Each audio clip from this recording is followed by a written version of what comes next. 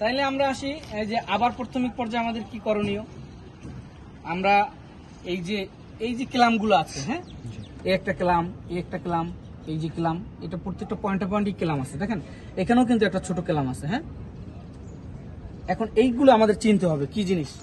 এটা তো রেডিয়েটর আপার হুইস পাইপ, এটা লোয়ার হুইস পাইপ, ঠিক আছে। এই ক্লামগুলো অনেক সময় কি আমরা সহজে এখানে হাত দেই না,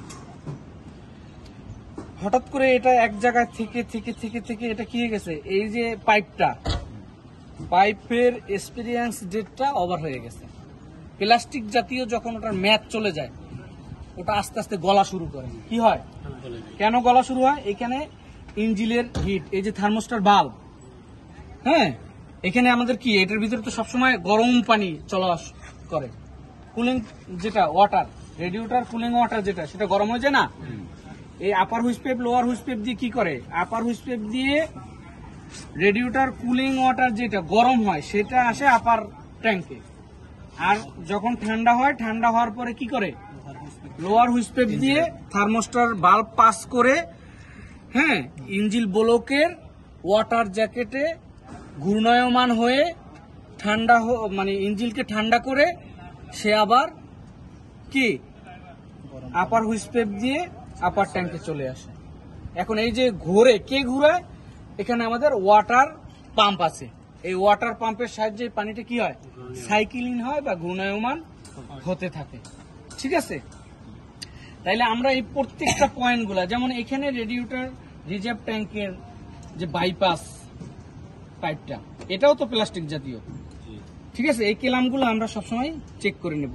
তারপরে এই যেমন প্রত্যেকটা যে এই যে ফিউজগুলো আছে আপনার, এই যে এটার কি বলে, এইটা যে আপনার সকেটটা, হ্যাঁ, প্রত্যেকটা লাইনের সকেটগুলো আমাদের কি করা দরকার, মাঝে মাঝে এটা খোলা দরকার। এই যে আমার এখানে ক্লিপটা কিন্তু এটা নষ্ট, ক্লিপটা ভেঙে গেছে। এখানে ক্লিপটা যদি ঠিক থাকতো, আমি চাপ দিলে এইভাবে এটা কি হতো, খুলে যেত।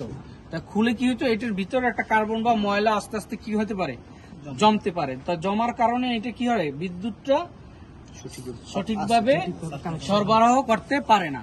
তো কাজে যেতে এটা আমরা একটু খুলে পরিষ্কার করে দেই, একটু খুলে টোকা দিলাম বা একটু সিরাজ কাগজ দিয়ে বা কাপড় দিয়ে কি করলাম, এটাকে একটু ঘষা টসা দিয়ে কার্বনটা দূর করে দিয়ে আবার লাগাই দিলাম, দেখবেন আবার অ্যাকুরেট ভাবে চলা শুরু করবে। তারপরে এই পাশে আসেন, এইখানে যেমন এই যে আমাদের রিজার্ভ ট্যাঙ্কগুলা প্রতিনিয়ত ম্যাক্সিমাম মিনিমাম লেভেলটা ক্রস করতেছে কিনা, ম্যাক্সিমাম আছে কিনা, মিনিমামে লোতে চলে গেছে কিনা কুলিংটা, সেটা দেখতে হবে। এই যে স্টিয়ারিং পাওয়ার অয়েলটা, এটা কি স্টিয়ারিং পাওয়ার অয়েল, এই পাওয়ার অয়েলটা আমাদের ম্যাক্সিমাম মিনিমাম আছে কিনা, মিনিমামের নিচে কখনো যদি না যায় সেটা আমাদের খেয়াল করতে হবে।